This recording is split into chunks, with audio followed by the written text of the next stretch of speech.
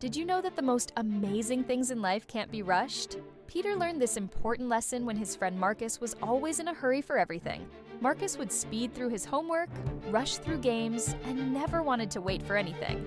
One day, Marcus ruined his science project because he was going too fast and asked Peter to help him make a new one overnight. That's when Peter had a brilliant idea.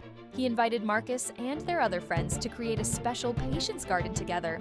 Every plant needed different amounts of time and care to grow, but they had to water them and watch them every single day.